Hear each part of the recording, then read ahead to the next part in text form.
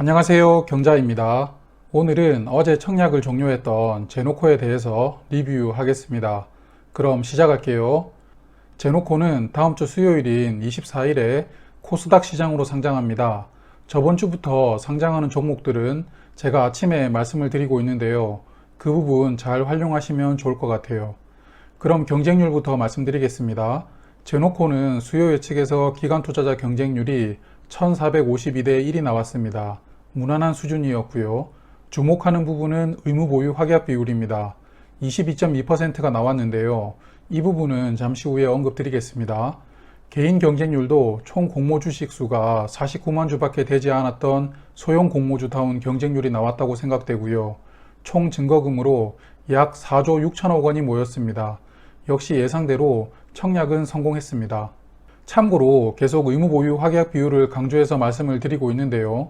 상장하는 종목들이 늘어날수록 시초가 200%와의 상관관계에 대한 데이터가 맞아떨어지고 있기 때문입니다. 오늘 바이오다인이 상장했죠. 바이오다인은 의무 보유 확약 비율이 10% 미만이었습니다. 그리고 오늘 역시 시초가가 200%로 출발하지 못했는데요. 그래서 화면을 보시면 네오이뮨텍만 시초가가 200%로 출발할 수 있었는데 의무 보유 확약 비율이 20%가 넘게 나왔습니다. 그래서 앞서 제노코의 의무 보유 확약 비율인 22.2%가 시초가 200%로 연결될 가능성이 큰 요소라고 생각합니다. 그리고 유통 물량도 세부적으로 보겠습니다. 제노코는 상장일 유통 물량이 약 92만 주입니다. 비중으로는 37.8%인데요. 의무 보유 확약 비율을 감안하면 비중은 34.7%까지 내려갑니다. 상장일에 양호한 유통 물량 비중이라고 생각되고요. 그리고 제가 감안한 의무 보유 확약 비율은 수요 예측 결과를 반영한 부분이므로 실제 배정되는 확약 물량과는 다를 수 있습니다. 참고하시고요. 제노코는 상장일 기존 주주 물량과 공모 주주 물량이 비슷합니다. 각각 46만 주인데요. 그래서 비율이 1대1입니다. 평범한 수준을 보여주고 있죠.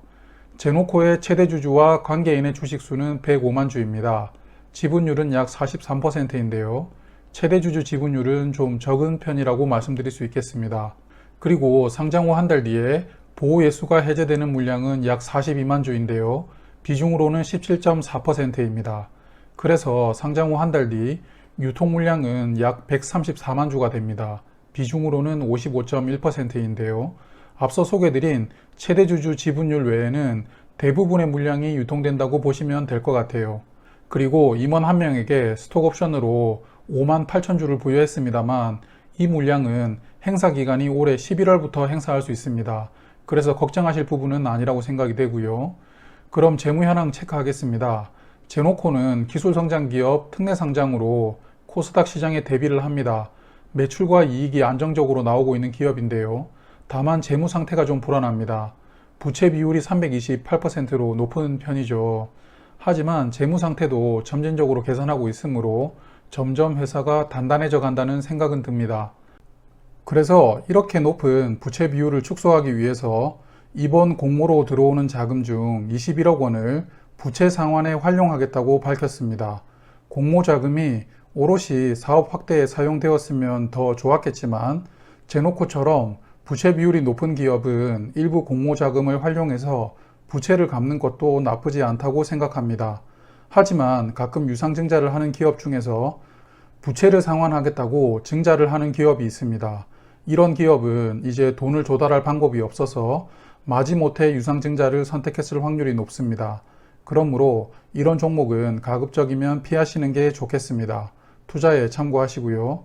제노코는 상장일 공모가 36,000원 기준으로 시가총액은 879억 원입니다. 공모가가 200%로 시초가 시작될 수 있다면 주가는 72,000원이 되고요. 시가총액은 1,758억 원으로 올라갑니다. 그리고 첫날 따상으로 마무리할 수 있다면 주가는 93,600원에 시가총액은 2,286억 원이 됩니다. 그럼 유사기업과 비교하면서 상장 후 적정 주가를 예상해 보겠습니다. 제노코는 공모가 산정을 위해서 3개 기업과 비교를 했는데요. 이노와이어리스, 오이솔루션, 세트랙아이입니다. 화면에 3개 종목의 시가총액과 20년 3분기 기준 매출과 이익을 기재하였는데요. 이번에 비교되는 3개 종목은 다들 시가총액이 비슷하므로 제외할 기업은 없습니다. 세계 기업의 평균 시가총액은 4,284억 원이었고요. 매출액은 671억 원, 이익은 95억 원입니다. 그럼 제노코와 비교를 해볼 텐데요. 제노코는 공모가 산정을 위해서 올해 21년 실적을 추정하여 반영하였습니다. 21년 예상 매출액은 482억 원, 이익은 48억 원인데요. 그래서 앞서 3분기 누계로 비교를 하므로 4분의 1은 제외하겠습니다. 그래서 화면을 보시면 제노코의 21년 매출액은 362억 원, 이익은 36억 원입니다. 앞서 세계 기업의 평균보다 매출액은 54% 수준이고 이익은 38% 수준입니다. 저는 이익을 중요하게 생각하므로 세계 기업의 평균 시가총액인 4,284억 원에 곱해주면 제노코의 적정 시가총액은 1,628억 원이 나옵니다. 1,628억 원은 주가로는 66,700원인데요. 공모가 기준의 185% 금액입니다. 그래도 저는 제노코의 시초가는 의무 보유 확약 비율 데이터를 근거해서 200%로 출발할 가능성이 크지 않을까 예상해 봅니다. 그리고 장외 거래 시세도 알아보았습니다만 거래가 별로 되지 않아서 시세가 나오질 않습니다. 그래도 현재 매수 주문은 올라오는데요. 6만원입니다. 이 6만원은 공모가 167% 금액입니다. 참고하시고요. 앞서 제노코 청약 분석 영상에서 제노코는 우주항공 테마로 주목받을 것이라고 말씀을 드렸는데요. 이번 주 3월 20일에 우리나라가 위성을 쏘아 올립니다. 차세대 중형 위성 1호라고 이름 붙여져 있고요. 약 500kg짜리 위성으로서 4년간 정밀 지상 관측 영상을 제공한다고 합니다. 이 위성이 성공적으로 발사가 되면 이제 이 위성을 표준 플랫폼으로 활용하여 향후 비슷한 크기와 무게를 가진 중형급 위성을 양산할 수 있는 게 중요한 부분이라고 합니다. 제노코는 이 위성에 X밴드 전송기와 안테나를 공급하는데요. 그럼 X밴드 전송기가 뭔지 살펴봐야겠죠. IR 자료에 언급이 되어 있습니다.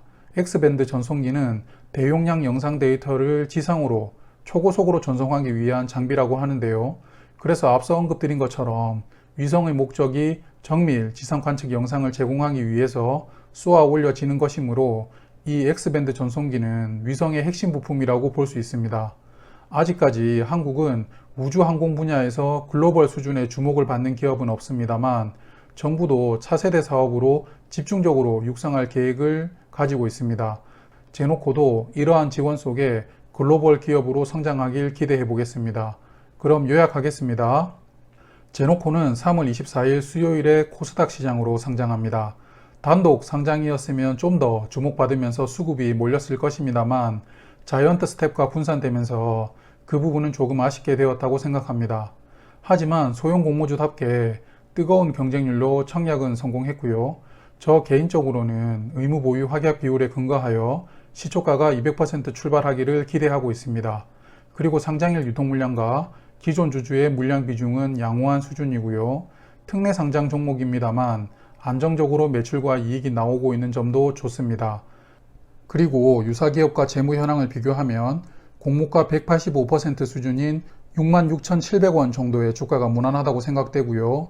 이번 주 토요일인 20일에 발사될 차세대 중형 위성에 영상 데이터를 고속으로 전송할 수 있는 X밴드라는 핵심 부품을 탑재한 회사가 제노코이므로 향후 우주항공 테마에서 어느 정도 중심 종목으로 부각될 수 있으리라고 생각합니다. 오늘은 이렇게 제노코 만나보았습니다. 이번 주 토요일에 발사될 중형위성 1호가 성공적으로 우주에 안착하여 한국의 위성 기술이 진일보하기를 바라봅니다. 거기에 덩달아 제노코의 기업 가치도 올라가면 좋겠죠. 오늘 영상은 여기까지 하겠습니다. 시청해주신 분들께 감사 말씀드리고요. 저는 경제적 자유민족이었습니다. 앞으로도 많은 관심과 사랑 부탁드립니다. 구독, 좋아요 꾹꾹 눌러주세요.